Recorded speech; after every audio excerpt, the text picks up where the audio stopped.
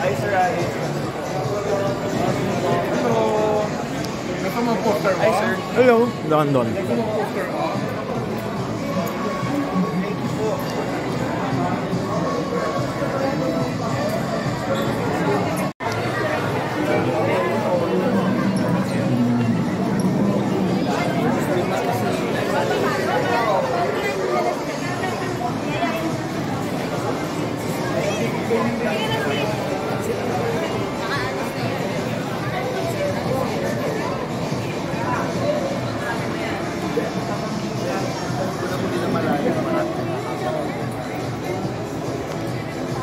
Uy!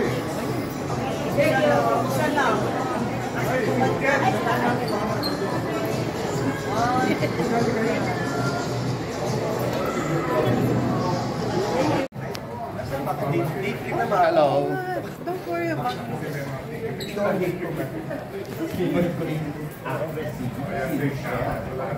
Charot. May pressure pala, hindi.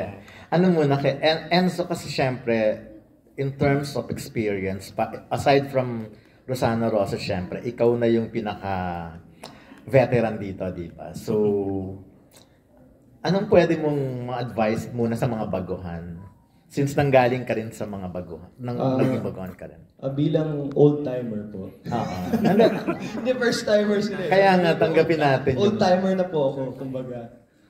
Para po sa akin, siguro, ang pinaka-importante mag-aral kayo mabuti sa craft na pinili ninyo.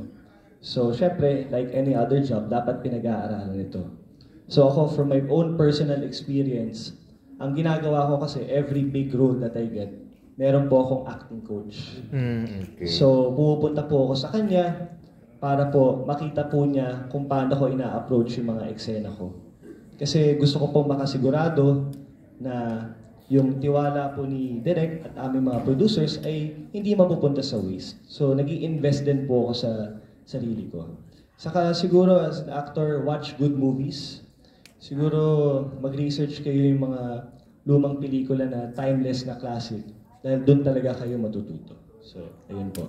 Ayan, since tungkol sa movie, ang education ba talaga ay advocacy mo rin since papasok ka rin sa politics? Yes po.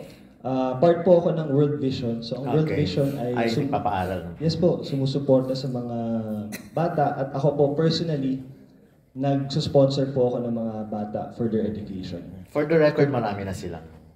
3 po. Tatlo na yung napaaral Yes, mo? po, From yes, po. what? Ano? For World Vision po. So, sa World Vision po kasi nagbabayad po kami ng... Pero nakapag-college na or... High school po. High school pa lang, sa World Vision. Yes. Anyways, do you also plan to, yung gumawa ng like education, mga scholarship, pag nasa position ka na if ever? Yes po, definitely. Mag-sponsor po ng bata sa education is one of my goals. Pag nanalo po ako bilang counselor. And ayoko pong, pag magsusponsor po ako ng bata, kahit sino po, tatanggapin ko. So wala pong grade requirement. So kahit pala ko lang grade mo, okay lang, susponsor lang kita. Basta may dedication at may porsigido kang mag-graduate. Pero Enzo, prior to this, kasi syempre napanood namin yung mga pelikula mo dati, titigil na ba, like yung pagpapasexy? Or yung one-time pelikulang ginawa mo na sexy ka? One time lang ba yun? More... yung pinakamatindi kasi yung one time na napanood namin. Ako naman po kasi, for me as an actor, mga faces po yan eh. Okay. Kasi for me, acting is all about life. And ako, habang nung panahon, like few years ago, gusto ko talagang i-explore yung range ng acting ko. Kung kaya ko ba yung mga ganitong klaseng role, na pagka-daring or sexy. And I don't see anything wrong about it. Kasi mas gagaling kang umarte pag open ka sa iba't ibang klaseng character. Hindi mo nililimitahan yung sarili mo. So even kahit nakagawa ka na ng advocacy film and kahit na into politics ka na, pwede pa rin maghubad si Enzo, gano'n? Siguro po ngayon hindi na. Okay, yun nga yung question eh. So, Saka, tigil na. Hindi na po papayag ang mami ko, saka ang boss ko si Michelle. So, oo. yun po. Well. So, doon na po tayo sa path na tinatahak ko ngayon. So, which is politics nga. Yes po. Pero yung pagpapakasal kay Michelle daw, tinatanong ni Roldan kung engaged na ba kayo or nakaplano na rin ba? Siguro po para po sa akin, to answer everyone, syempre, para sa amin na po ni Michelle yan. Okay. And wag po kayo mag-alala, papunta po kami doon. Ayan. Last na lang, kasi nakagawa ka na rin ng pelikula at mga serye sa mga malalaking kumpanya. Ano lang yung difference ng paggawa sa indie film or yung hindi ko kasi alam kung gaano karaming shooting ba ang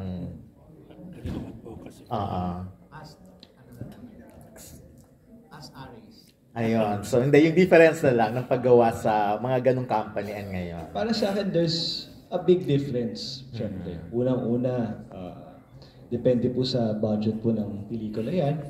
So as an actor, ako po, I've been to projects na talagang maliit po yung budget. Pero para sa akin, okay lang naman po. Kasi hindi naman po ako based on sa laki ng budget ng film, but the character itself, but in the story. So malaki po yung difference, yes. Pero kung mahal mo naman yung trabaho, hindi ko naman napapansin yung difference kung big or small production siya. So every role that I get, every movie that I get, equally important po siya. Ang leading lady dito, no? Si Miss Osang po. Hindi, wala nga. Kung walang partner, hindi kinailangan. Sana nga po si Michelle eh. Ayun nga eh. Why not? Thank you Thank you po. Hello po, magandang umaga po sa ating lahat. Nakapag-breakfast naman po ba tayo? Ganito na po ang uso ngayon. Sa umaga na po ang ating mga premieres. First of all, pwede pong palakpakan po natin lahat ng cast, crew, director, producer na kami. At ako po ay nagpapasalamat sa lahat po ng mga family, friends, loved ones namin. Date ko po ang mami ko today. Hello, ma. At maraming salamat po sa mga kaibigan natin from the press. So kung nagustuhan niyo po yung movie namin, sana po please spread the good news dahil malaking bagay po ito sa amin. At thank you, Direk, for the opportunity. I enjoyed doing this movie with you. At sana po maulit. And to our future producer, ma. Thank you rin po in advance. Kaya maraming salamat po. Please spread the good news and God bless everyone. Thank you po. May moments na very critical po kasi ako sa sarili ko. So may moments na kinikilatis ko yung sarili ko, but overall, I'm very blessed to be part of this movie. At napakagandang experience po. And I hope po na enjoy niyo po ito. So, yeah, happy po ako sa performance ko. Thank you. It was a challenge for me kasi napakahaba po ng mga linyahan, dialogues, monologues. And ako, I just want to make this movie right. Kasi ito pong pelikulang ito, hindi lang po ito para sa akin, pero para po ito sa mga teachers and students.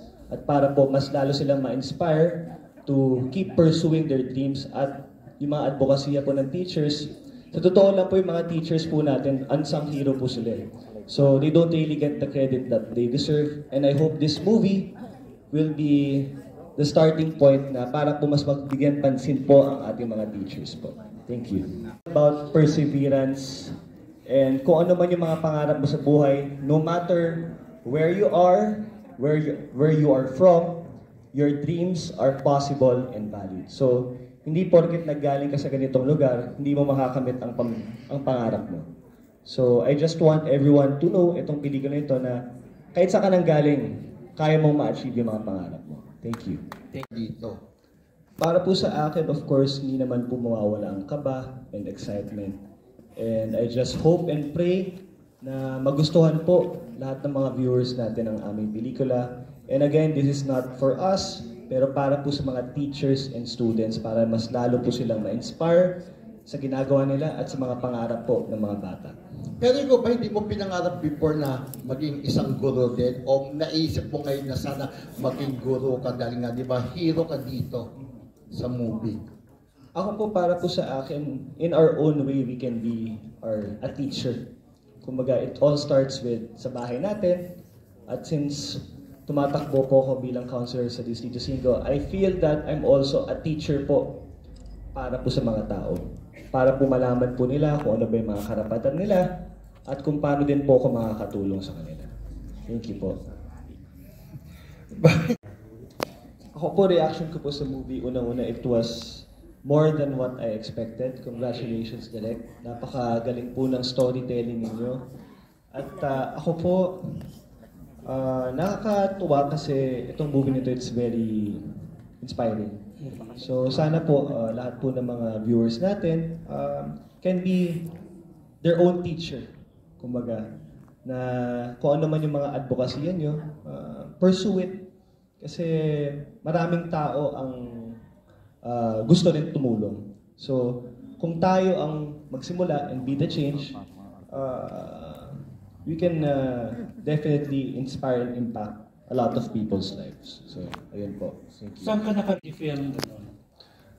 Para po sa akin, syempre, in any project na ginagawa ko, definitely challenging po siya. Pero para po sa akin, kung mahal mo naman po talaga yung trabaho mo, yung mga ginawa po namin, pag-aakyat ng bundok, mainit, always, wala naman pong problema sa amin yun kasi it's all part of the job po. Ayun. Hindi ka, saan party ng pelikula ka nahirapan talaga dito? Siguro yung characterization po ng character ko. Kasi I've never played a teacher before. So, ang ginawa ko po, syempre, from my own research, nag-research ako sa YouTube, and from my own personal experience, pineg ko yung character ko sa mga teachers na nakilala ko po sa buhay ko. So, once naman nag-start po yung taping, after the first or second scene, nakuha ko na rin po yung gamay ng character ko. So, siguro it's all about the characterization, tapos once na simulan mo na yung mga eksena mo, tuloy-tuloy na, padali na siya, kumbaga. And also with the guidance of Direk, lagi kong tinatanong kay Direk Neil kung tama po ba yung ginagawa ko, may mali po ba akong sinasabi or actions bilang teacher. Kasi kailangan pag teacher, prim and proper and respectable ka. So I have to imbibe that character po. Okay, thank you.